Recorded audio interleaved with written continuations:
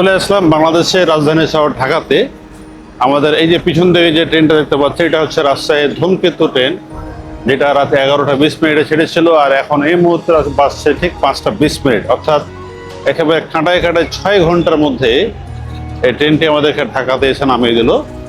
এখন আমরা আসলাম ঢাকা কমলাপুর রেলওয়ে স্টেশনে আছি। আর এই কমলাপুর রেল স্টেশন থেকেই হচ্ছে আমাদের রাজশাহী থেকে ঢাকার যাত্রা শেষ হলো। শুধু তাই নয়, আমাদের এখন যাত্রা শুরু হবে সিলেটের উদ্দেশ্যে।